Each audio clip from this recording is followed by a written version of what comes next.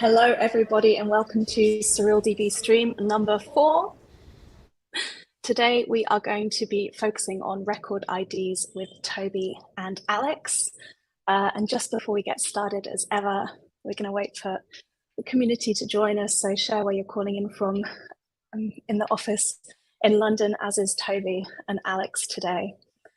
We always love to hear from you guys. We kicked up to, I think, about just under 3,000 views for the stream last week. So it's so nice to see you all, whether you're watching live now on LinkedIn, Twitter, Twitch. Oh, there's one more, Toby. LinkedIn, Twitter, Twitch. And YouTube, of course. So hello. Hi, Misha. Misha's just joined us in the London office and he's now heading back to the Netherlands. It's very cool. Just wait a few more minutes as well. So this feeds on from last week's stream where there was so much to talk about that Toby wanted to dive more into record IDs. So that's what we're going to be doing today. Don't forget that you can submit any questions and we'll be throwing them up to answer live during the stream. But we might as well get going. So welcome, Toby and Alexander.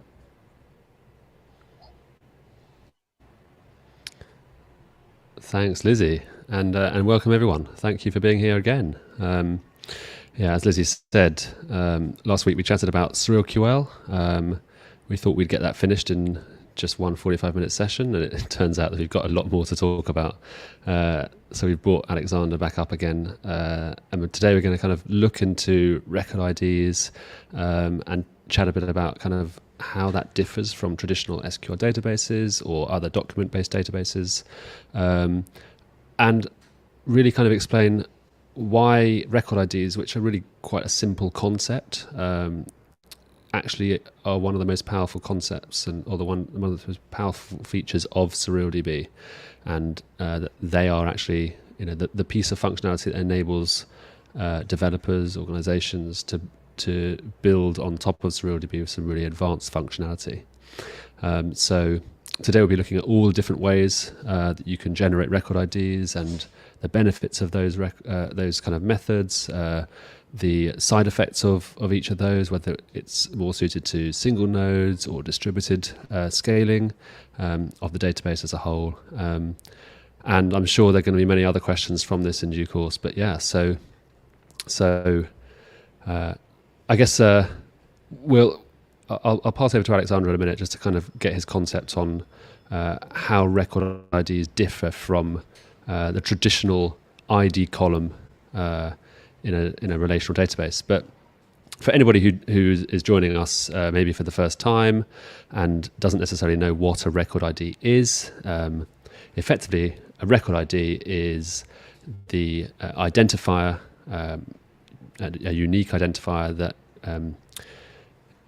it enables you to fetch a record from the database. So in SurrealDB, they're always tied to a particular table, and this enables a lot of the functionality that you see when you look through the documentation or look through the potential features of SurrealDB. So my first question to Alexander is kind of, what is exciting about these record IDs? Because at the end of the day, they just look like a piece of text. But what's exciting and what makes them kind of different to what developers traditionally see in other databases? Yeah, absolutely. So in traditional databases like, say, Postgres or MySQL, you would typically have this auto-incrementing ID, so starting at 1 and then going 2, 3, 4, and so forth. And that has a lot of use cases, say, for example, in finance, where you need to have like invoice numbers or different things like that. But also that can create a lot of problems when you want to kind of scale, like Toby said, out of like distributed systems and even kind of like within tables and how things evolve over time. Things will get really messy really quickly when you think you're joining kind of like one-to-one, but you realize that, oh, this table is not unique, or this record ID is not unique, and there are plenty of issues with the kind of like auto increment solution, even though it can be necessary at times. But then you have other options, say like the UUID, and just like storing that as a string. in Postgres or say other solutions, but it can be difficult to kind of like select one ID. Say even if you wanted to say like select R from the table where record ID equals something, you're still doing kind of like a table scan for that ID. Whereas in SerialQL, like Toby said, you have the record and the table together, so you can query that very efficiently. So you can like select one ID instead of like searching through a whole ranges of IDs to get that. So there are definitely more things, but I'll let Toby explain it a little bit more. Yeah, excellent. So let's kind of jump in with an example of what a record ID looks like in SerialDB. So when you create a record in SerialDB, it was always linked to a particular table name, and it has an identifier linked with that. So for instance, the example that you can see on your screens here is we're looking at the temperature table, and we're looking at the record ID, which has the number 1. So in a traditional relational database, you would probably have an auto-incrementing number-based ID column, and if you create your first record, it'll be set with the ID 1, and 2, 3, 4, and so on as you add more records to the table. As Alexander said, in other databases, UUIDs are becoming more commonplace. This enables you to kind of scale without having to worry about areas on the database or the distributed database which will have contention under heavy writes. Now in SerialDB you have the choice to use UUID-based IDs, randomly generated IDs, version 7 UUIDs, integer-based IDs, and then a little bit later on into the stream we'll be looking at something which we call complex IDs. These are really advanced pieces of functionality that enable you to do some really cool stuff.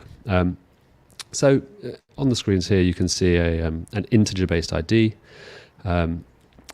Importantly, in SerialDB there is no auto-incrementing of values. It has been asked by users, and there are ways of doing it, which we'll discuss in our documentation. But at the moment, if you want to create an integer-based ID, you have to generate that integer yourself. The reason for this is when running in a distributed context, or even in a single node context, that incrementing counter is always a point of contention on the underlying storage engine, and it will in hide write scenarios, which SerialDB is always designed to kind of work with. That will always be a slow point. So we've decided to not build in auto incrementing IDs in SerialDB for the moment, but you still are able as a developer to be free to choose how you store your ID. So another type of ID that developers on SerialDB kind of use a lot more than an integer-based IDs are string-based IDs.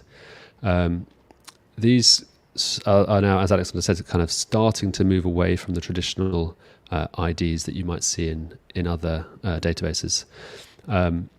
You might, for instance, have unique IDs for unique locations, or unique IDs with email addresses for each user. And in this way, you can actually directly get a record ID from the underlying key value store. And we're going to talk about performance in this stream today, because how you choose your record IDs determines the performance and determines what you can do with that data. So in beta 7, I think it was beta 7, sorry, beta 8, or was it beta 9? I think it might be beta 9 actually. We added in some new functionality so that you can actually generate particular random string-based record IDs. So the first is the rand function. This enables you to generate a randomly, cryptographically secure, randomly generated string identifier. This is actually the default. If you just say create temperature, it'll actually use this function as well.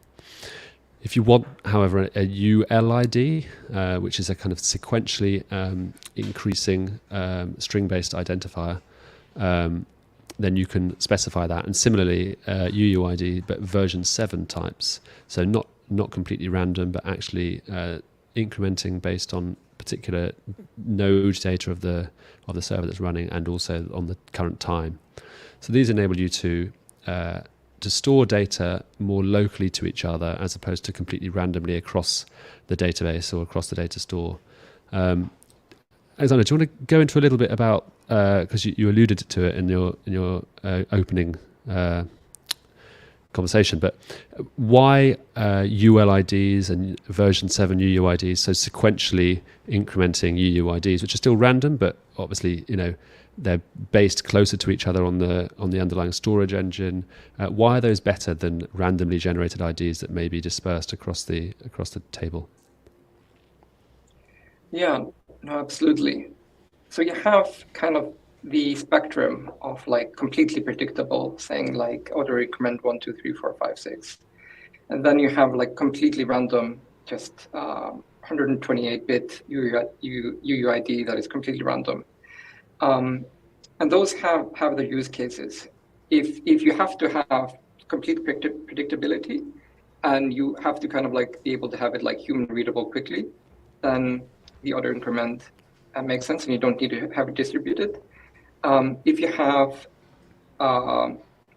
data that doesn't need to sit together and needs to kind of like be isolated or separated, then maybe random would be good. But oftentimes you have this kind of middle ground where you kind of want to optimize both for uniqueness and some predictability, or in a way that you want to be able to have good performance. So when things sit together, you kind of like have this kind of sequential querying that you can do. So say, for example, you had a time series data. It would be pretty bad if you kind of had to send 1,000 network requests to get like all the different records from the server, instead of just querying it all in one go. So that's kind of, you can, a lot of times when you have like slow queries, it's usually you're having bottleneck by like network things. And so especially when it comes to like big distributed systems, this can be really helpful of kind of like locating similar data together. That's a really good point. I think that's really the fundamentally most important part of choosing your record IDs up front. As a developer, are you going to be writing lots of data in and reading it based on analytics data, so reading it less frequently, or are you going to be writing less frequently and actually reading that data more often? And how you specify your IDs is really enables you to choose up front how you want to query that data. So as Alexander said, a randomly generated ID that might be dispersed equally across the kind of table or the storage engine underlying SerilDB. Those are great for writes, because in a distributed setting, you can scale up the number of nodes hosting SerilDB, and this means that there's no one node ever receiving too much too many writes at one time. But vice versa, when you're then trying to retrieve those records based on a particular field, let's say, maybe it's a time field, so in time series data, you're now having to query multiple nodes or many nodes in the cluster in order to pull back those records. And let's say you only want to receive a certain number of those records. That's a lot of querying across the cluster just to do that. And that, I think, leads us on to the next part of our talk, which is complex IDs. And some people have used these complex IDs, some people don't know that they exist, and some people don't know why they exist. So I think this is definitely going to be the interesting part of this stream today. So let me bring that up. So I'll jump to objects first. So in SerilDB, you can store data within the ID part of the record ID itself. So on your screen here, we've got a temperature table document, but we have stored two fields on that ID itself. So we're storing a location field and a date field. Now what this enables us to do is it enables us to store records and documents which are similar to each other next to each other on the key value store. So in SerilDB, objects are always ordered by their their fields. So date will always order before location in this situation, and therefore every temperature recording which has a date key and a location key in its ID will be ordered by the date field here first and then the location second. So this would be a really good way of saying, look, I want all similar dated or timed data to be sitting next to each other. I know I'm going to be querying my table, my records, based on the date. And then after that, I want to be filtering down based on the location. Now, in time series data for the temperature recordings, this doesn't really make that much sense. So I'm going to jump back a slide here to array-based record IDs, which makes much more sense in this situation. So here we have a temperature recording, but instead of object keys, we're actually storing these values, the same values as before, but we're storing them in an array, which is in the ID. So the first value, which is being stored on the key value store and then ordered, is the location, and the second value is the time. Now, what this enables us to do is it enables us to query just records for a particular location and then filter those down based on particular times. So instead of having to use an index or having to do a table scan and then filter, if we know we're always going to query data based on a particular location, and for that location we're always going to be querying data for a particular day or a particular hour, or aggregating that data up from a particular month, then we always know the start time, the location and the start time, and the location and the end time of every record that we want to retrieve. So instead of having to search through millions or billions of records, instead we can actually just scan for the temperature readings that are for the location of London and the temperature readings that begin with a particular date and end of a particular date. So we're going to be getting onto that a bit later in this stream. We're also going to be answering any questions that people might have, whether that's about SerilQL or record IDs. So we've got a couple of questions coming in already, but we'll be answering those. So please don't forget to ask any questions, and we'll try and answer those as best we can. Alexander, before we jump into kind of how you query those record IDs and answering some of the questions from the stream, what do you think is, in your opinion, kind of one of the most exciting things that you can do with array-based or object-based, but array-based record IDs? Yeah, so this brings up a lot of possibilities, specifically when, like you said, you have a lot more freedom now in how you're kind of creating your IDs. So instead of just being fixed to either like UIDs or numbers or even some text, now you actually have meaning in those record IDs themselves. And because how we query those record IDs, now you can actually think, I guess might be good to bring up this question here about kind of like sharding and partitioning. When you have those complex record IDs, you can effectively kind of like group similar things together, and so now you can more easily do that. So we'll come a little bit more in terms of like partitioning and sharding, but I think it's really exciting that you can essentially just like grab a bucket of information really quickly without really thinking about the kind of like sharding or partitioning, all these kinds of stuff. You kind of like do a little bit more work beforehand, and then it will kind of bring dividends later down the line. Yeah, that's a great question to bring out there, and that's something we didn't want to have in SerilDB. You know, there are other databases out there that enable you to shard, they enable you to replicate, they enable you to horizontally scale, and there are, you know, obviously indexing functionalities and different ways of kind of querying your data. But there's a lot of onus on the developer up front to understand how they want to store their data, or perhaps they have to switch that as they go along and their data increases in size. With SerilDB, we wanted that to be almost seamless. If you want to scale horizontally, or if you want to shard your data because you know you're going to be querying it in a particular way, but at the same time you don't actually want to have to store US-based customers in a US table, EU customers in an EU table, and Asian customers in an Asian table. Instead, you can store all your customers in a single table, but you could store their continent or their country as the first part of a complex record ID. So in effect, what this does is it gives you the ability to partition and shard your data without actually partitioning and sharding it in the traditional sense. So this temperature record here, where we're storing a particular temperature for the current date for London. This is stored in a particular place, ordered in the key value store. So it'll always be sitting or coming after previous recordings for the location of London. But it doesn't stop us from actually saying, I want to find all temperatures, or I want to find temperatures for anything beginning with L. So that actually enables us to have that sharding. Yeah, just on that point you made earlier about different tables.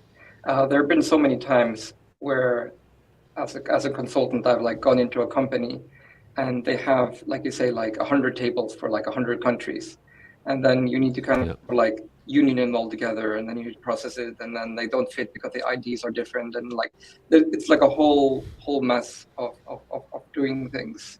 Or you have say a sales report that goes out every month, and you have different, when it comes to kind of these separations, like I said, it's much simpler to just kind of have it all in one table, and then just being able to query it effectively, rather than have to go through a lot of kind of gymnastics where kind of you're separating it and then you have to kind of bring it together again. Yeah, and that's a great point. A lot of these methods for sharding and partitioning are designed in order to be able to make those data stores scale better. With SerilDB, that happens seamlessly. If you want to scale horizontally, because there's a kind of separation between the compute layer and the storage layer, effectively your storage layer can scale horizontally, whilst you as a developer don't have to worry about how that works. So instead of having, as Alexander said, multiple tables for every user in every country, or even in other databases, you have primary keys and secondary keys, and you have to group, understand how you're going to be querying your data ahead of time, and always storing your data according to those secondary keys. In SerilDB, you can do that if you want to, but you can also have a much more flexible approach, where you might be wanting to have a high number of writes to the database, and you're going to be querying data in a certain way, but there are other ways you want to be more flexible. You might always want to pull out every temperature recording in the temperature table, not just for London and not just for a particular time range. So that's really important, that you can still do that as a developer, and you still have that flexibility and functionality. That actually kind of leads us on to something else which we'll have to talk about in a future stream. Indexing, it's related to indexing, but it's actually aggregate views. So kind of, they're called foreign tables in SerilDB, and that's something we'll need to talk about in a future stream, potentially with Alexander, or potentially with Emmanuel, when we look at the indexing functionality. But yeah, so I think before we go on to some of the other questions, there's been a good question down here from Jenna, which is, how do we actually query these kinds of IDs? So let's jump into that now. We'll come back to some of those other slides in a minute. So what we built into version 9, beta 9 of SerilDB, is the ability to query particular record IDs directly, and also to query ranges of record IDs. This is a really, really powerful functionality which enables you to jump right into a particular part of the record ID index effectively. So in the very first part of this query, you can see that we're looking for a person table, and we're looking for the IDs between 1 and 1000. So very similar to what you might expect from a MySQL or a Postgres database. where you're saying, look, select all from the person table where ID is greater or equal to 1 and ID is less than or equal to 1000. And that will, the difference in SerilDB is that actually it's fetching just those rows. It's not looking at the whole table. It's not looking at other records. It is only looking at the records which match exactly those record IDs. That's a more simplistic range scan for integer-based IDs. But when it comes to array-based IDs, we can do more than that, because we can actually only fill in certain values within the array, and we can actually range query on that. So in the second example, we're saying, look, we want to find all of the temperature records which have a location of London, and we want to start from the beginning of time, so where there was no time recorded, and we want to go all the way up, so the dot dot and the equals is an inclusive range, and it goes all the way up to the current time. So effectively, this is actually going to be looking at the entire temperature table, which may have billions of records in it. But instead of looking and kind of scanning or using an index in that temperature table as a whole, we're just looking at the range of data that exists for London, and then we're pulling out all of those times for that location. Now, in a particular query, if we know we only need data for a particular day or a particular week, we can change the first none value and the last time.now value so that it's only pulling out data for a particular range. So on the bottom query, here we can pull out all location in London temperature events, but beginning at a particular time and ending at a particular time. So this enables us to completely bypass indexes, bypass any other querying of a table, and it doesn't matter how much data is in that table, it'll always be efficient to get those record IDs. Do you have anything to add to that, Alexander? Yeah, just like you said before about kind of the how to do it in MySQL or stuff like that. A lot of the focus that we've been doing with SerilQL is kind of making things more ergonomic. So while say, for example, Postgres included like a between clause where you do like a between one and something, here it's even more simple where you can have these kind of like dots, which makes it more easy to read. But also it also makes it more consistent, because you can, like you see in the picture, you can start with the dots and you can end with the dots, but with the between or the other syntax, it gets more tricky. Yeah, that's great. We've got a question on here, kind of how do you use this data inside graph queries? So we'll be going back a little bit and actually looking at record IDs which are used in graph queries and relate queries, and actually those record IDs, how that, I think it's probably important to discuss how that actually is stored on the key value store and why we can update a single record without actually looking at a table as a whole. So here's an example of kind of many different ways that you can query or create record IDs. So the first one is we're specifying the record ID that we want to create, and we're setting a value on it called name, or a field called name. That's the simplest way of doing it. We know the ID up front, and that is the test ID, and it's on the person table. So it's really simple. This isn't having this query doesn't look at the rest of the table to see if there's any other data. It doesn't look at indexes or anything like that. It literally goes to the underlying storage engine, requests a single key value, and it updates that key value if it can. Vice versa, we may not know the ID specifically. Perhaps if we're working from the front end or an HTTP over an HTTP request. Instead, we can pass the ID in a number of different ways. So the following queries allow us to pass the ID in as a value or using the content keyword. The content keyword allows us to submit an object, effectively JSON, to the as part of the record. But inside that JSON, we can specify an ID key. So we can either specify an integer, we can specify a string, we can specify a UUID, or at the very bottom, we're actually again specifying the array-based complex ID that we were talking about before. So this is storing and creating a temperature recording and storing its ID as the location and the current time. Now, the reason this is so powerful in SerilDB is that we are not traversing over lots of records to find this one particular record. We're not using a where clause.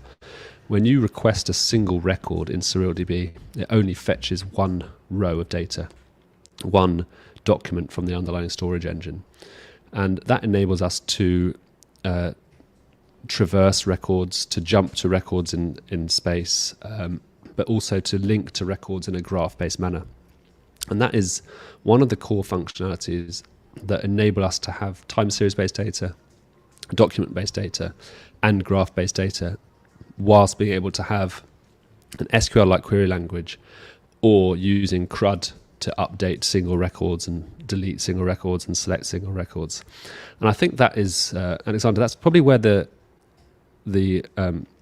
most fun with SerilQL comes with people. We often get asked, how do you manage to do all of these things and keep it performant? And I think it's down to record IDs and how you store them, how you query them, and everything else that surrounds that. It enables us to do those things. I don't know if you have any other thoughts on that topic. I know you do, because this is your area. So yeah. Yeah, it is very interesting in terms of how do you keep things performant at scale and across different models. And I think it's very, very interesting that you can do this very, very surgically, whether you're doing specific record ranges. And these works not only for the create, you can also like update specific ranges. So one thing that is very important when it comes to kind of like analytics queries is that inevitably you want to kind of like backfill data, but you also still want to be able to use it and use it effectively. And so here you can very strategically just update one record or a range of records without kind of like doing a full table scan. Also, I guess when it comes to the like pre-computed views, this also makes that possible. We'll talk about that possibly in another stream.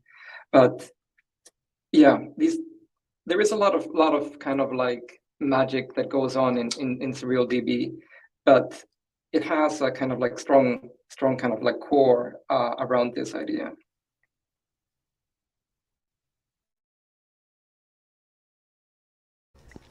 Ooh, I was muted there. So yeah, ALC11 has asked, is it already working in Beta 9? Absolutely. Everything you see here today is already working in Beta 9.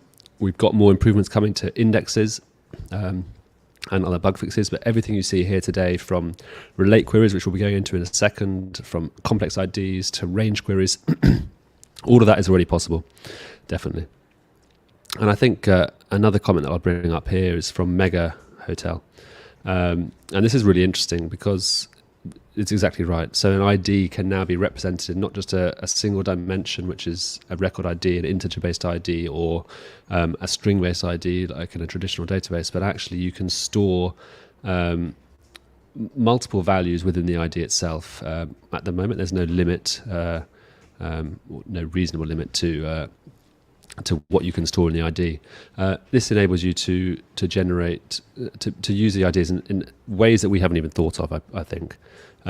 You can store 2 values, you can store 5 values, you can store 15 values. This would enable you to do complex geospatial, custom geospatial indexing. It's actually, the functionality itself is used in our own aggregate foreign table views, which we'll come onto in a future stream. So this is a really interesting comment. Yes, it's definitely, instead of just a single dimension, this is now n-dimensional space that we're storing record IDs in, and it enables some really advanced functionality. I'll just, before we carry on to relate queries, I just want to answer one more question, which is kind of how do you query this through the libraries in an idiomatic way? It's a great question. Currently, in order to traverse the graph, this really has to happen on the database side, on the server side. So even though you might one day be able to do that from the client library, it's not ever really going to be as efficient, because you're going to be putting that data down from the server and then saying onto the next node, and then putting that data down onto the next node. Really what you want to have happen is for that query to run in a single way on the server and then give you the results that you want. So at the moment, in the Rust client, in the Python client, in the JavaScript client, they're all the same in this regard. You want to be using traversing your graph, using the query method, pushing your whole query up to the server. It parses, analyzes it, and then pushes that result back. It's definitely the most advanced way of doing that, the most performant. On that note, so looking at graph queries, let's go back a step. Let's go forward a step, and let's look at kind of relate statements and how that relates, no pun intended, to the record IDs themselves. So on this slide here, you can see a simple query which says, look, Toby, the user Toby, wrote or write article Surreal. So in SurrealDB, we typically keep table names as singular, and the verbs, the edge connections between two other tables. So in this context, the write table is always kept as a current verb as opposed to a past verb. So in this scenario, we're creating an edge between user Toby and article Surreal, and the write record itself will have a randomly generated ID, and we can store metadata on it as well. So in this case, we're setting the time.written field, so an embedded object with a written field, to time now, so the current time. Now, behind the scenes, what this does is it ensures, or it makes sure that there's a user Toby record, it makes sure that there's an article Surreal record, and that it generates 4 links between the two. So it will generate one out from user Toby to the write record, and from the write record to the article Surreal, and it will generate a link back from article Surreal to the write table record, and the write record to user Toby. In that way, we're able to traverse forwards and backwards that link between user Toby and article Surreal. Vice versa, we could also just search the write table itself and find any connection that connects from user Toby or article Surreal. So as a developer, you can always choose the most performant way of querying your data, whether that's starting from the user Toby record because you have that ID, and so it's a very simple single request to the database. Maybe it's starting from the article Surreal table and working backwards. But you've always got that choice of performance as a developer. So I know Alexander wants to talk a bit about kind of relate queries and edge queries, and probably the difference between record pointers and also full-on graph edges, which we'll come to in a bit. But just to explain the bottom half of this query, so what we're doing here, we're selecting a group of users, and we're selecting we're selecting the users who belong to the SurrealDB company, and we're selecting all users who have a developer tag assigned to them, and then we're adding graph connections between all of them and setting the current time. So I guess, Alexander, what are your if you could dive a little bit into the difference between record ID pointers and then relate queries, and where you might use the two differently, and kind of the differences between them. Yeah, even kind of like relating that to kind of like what we're actually doing with these queries. So if you were doing, say, like MySQL or Postgres, you would be doing a lot of joins to kind of like get to those graph edges. And so that we kind of like simplify that with both our kind of like record pointers or like record links and our graph querying. So one of the biggest differences at the moment is that with the like relate statement and the graph edges is that you can query it both directions. So you can go from user Toby write article Surreal, but you can also go from article Surreal and like who wrote that. Whereas with record links, it's essentially one directional. So you essentially embed one in the other. And that can have that can be simpler in some respects, because then you just have a dot. So you essentially kind of query it like you would essentially JSON, or you essentially doing user Toby dot write or so forth. But what you kind of make up then in simplicity is you kind of suffer in the flexibility. So it kind of depends on what you prefer, and we kind of like have it open for developers to choose the kind of trade-offs that they want to have, versus just having one approach that you can take. Yeah, I think that's a really important point. SurrealDB is all about the developer. We didn't want to build a database where you had to choose primary keys and secondary keys, where you had to choose whether you wanted to be a graph database or a relational database or a document database, where you had to choose upfront how you're going to shard your data, or how you're going to store your data, or how you're going to query your data. Instead, as a developer, you can store your data in the way that you think at the time, and you can ameliorate it, you can improve it, you can change it into the data that you need to query it when you're querying it as your application evolves. And that's what SurrealDB is designed to do. It's designed to be flexible, have the functionality that you need, but also to have that performance. And it's really important for us, the performance. A lot of people talk about indexing. A lot of people talk about full text search, and we're going to be having a stream on that in the future, looking at those two concepts. But it's really important to actually look at simple queries that people do on a daily basis. A lot of applications out there, whether it's software service, whether it's a gaming, whether it's a business application, a lot of those queries are actually simple CRUD queries. They're usually based around an ORM. And at the moment, other applications, other databases have to use indexes and custom indexes to actually retrieve that data.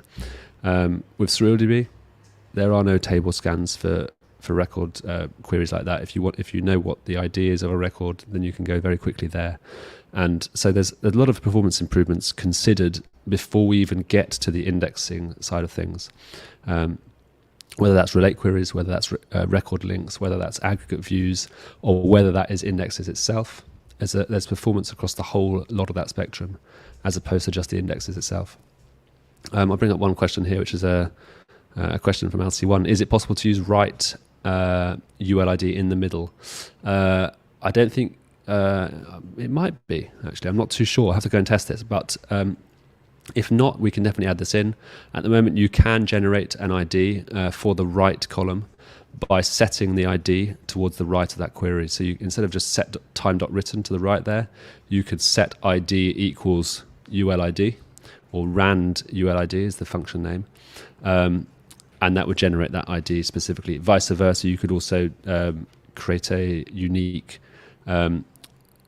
array-based record ID for that, where you might store a location where that article was written, for instance, and the time.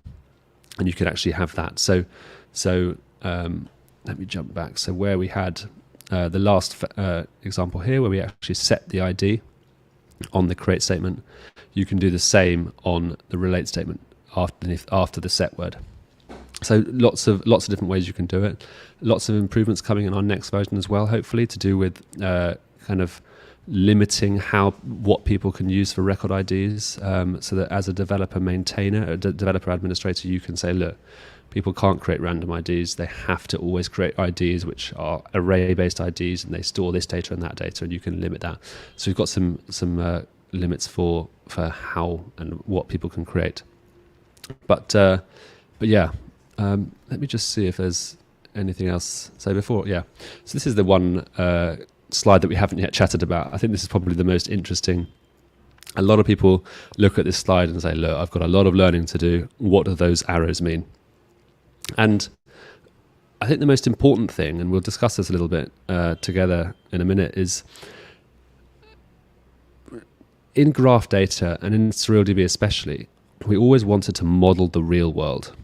When you look out there to the real world, you don't think of your friends as a set of tables, and you don't think of your shopping list as a set of tables. You think of items that you need to buy, or items you have bought, or people you are friends with, or people who know you, or articles you have written. And really all these arrows on this table do are model those relationships. In the real world, every relationship is either outgoing or incoming. In SerilDB, you can also query those relationships in bidirectionally, so you can actually query them both ways. But when you store them, you have to store them in a particular direction. So I think this is, Alexander, this is really where the power of SerilQL comes in being able to link multiple tables, whether that's 2, 3, 4, or more tables deep together, without complicated joins, without analyzing tables together and picking an ID column from one and matching it with an ID column in another, and then having to determine which fields are pulled from which. Instead, you can use these arrows. So before Alex jumps into that, let me just explain. So the out arrow is a relationship that points out to another node, and the left-facing arrow is a relationship that points in from another node to this node or a node. Alex, what is the what do these arrows mean to you, and are they complicated, or do they kind of introduce a new level of functionality that really isn't possible elsewhere?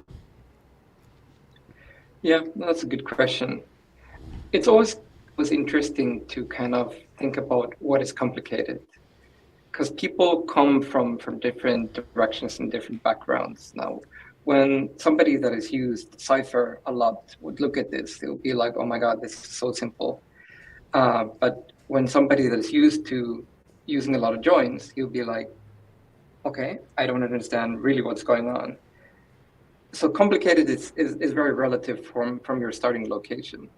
But one thing that's also important is also thinking about how easy is it to go kind of like the intended path. When you have a lot of joins, it can be very, very easy to kind of have unintended consequences. Say you thought this ID mapping, like ID1 to IT1, was unique in the sense of like there was one row in each table, but suddenly when you run it, you find out that you have like millions of results, but you're only expecting 10. And debugging that can be a very difficult experience.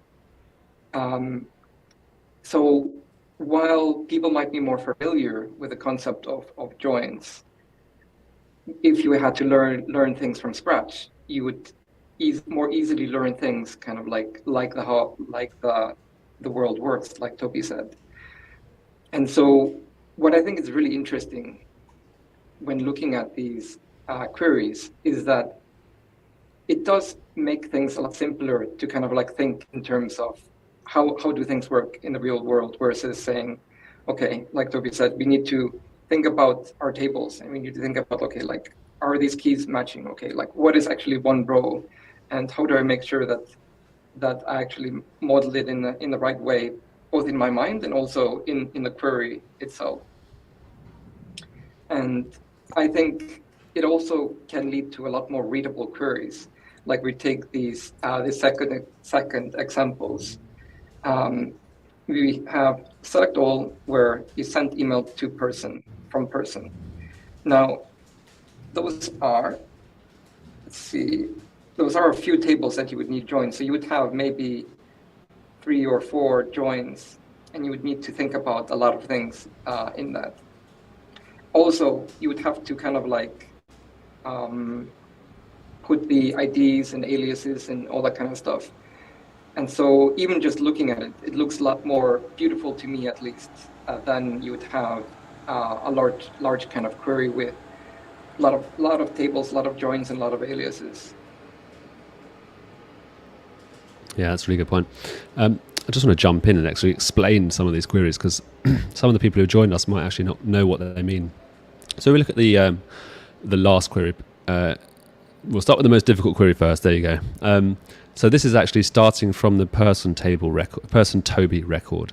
So we know that we're logged in as a particular user, and we want to pull out potentially recommended products that this user's connections or this user's the products that he's bought, other people have bought, but we know we're dealing with this user because this is the user that's logged in. So let's say this is a recommendation engine for an e-commerce shop. Now we also know that we only want to pull out products that have been purchased in the last 3 weeks. There's no point in pulling out recommended products, but those products were bought 5 years ago.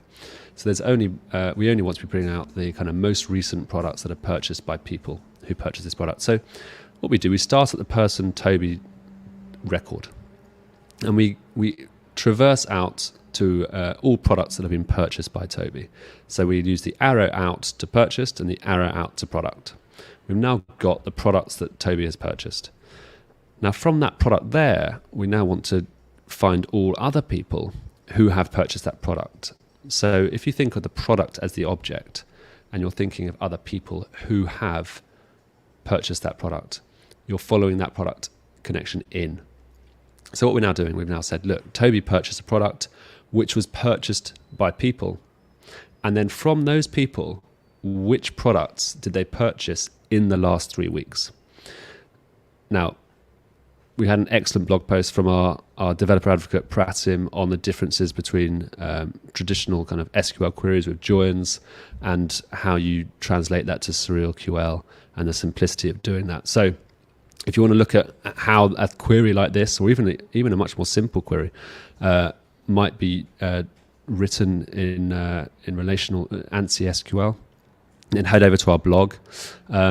But yeah, this is a kind of different way of thinking about data, and it actually makes a lot of sense when you think about things as you might think about them in the real world, in that every object is related to another object through a verb, whether that is I know Alexander, Alexander knows me, Alexander attends the stream is watched by many users. Effectively what you can do, you can model the world with nouns and verbs, and that's what you do in SerilDB. But in SerilDB, all of those different nouns and all of those verbs are their own tables, and then you can query and filter and relate and traverse all of those tables in a very efficient way. As a developer, you can choose how you want to store that data and how you want to query that data in the future. I don't know if there's anything we've missed here, Alexander, that you want to add in before we kind of round up and see if there are any more questions to answer. No, I think that pretty much covers it, I think, from my side. Okay, brilliant. So let me just jump to our last slide. As ever, for anybody who's not already following us on Discord, there's a brilliant community on Discord of people helping each other out. We're on there as much as we can, answering questions and giving advice. In addition to that, github.com, on our SerilDB organization page, we've got discussions. If you've got ideas about new features for record IDs or for any other part of the database, if you found bugs, if you've got performance ideas, then definitely let us know. Alternatively, Twitter. We're on there as well. We've got some new memes going up, which is great fun. I'm new to this area. I'm not a Twitter fan myself, so let's see how that goes. But yeah, so Frami's laughing at me over there. She's the one managing our Twitter feed, so there you go. Always, SerilDB, the team, we're always open to suggestions, to ideas, and questions, and we want to make this the easiest and best database to use for developing your applications. Any other questions? We're always on Discord, so feel free to ask them. And thank you for listening. Thank you, Alexander, as well. Yeah, thank you. See you later.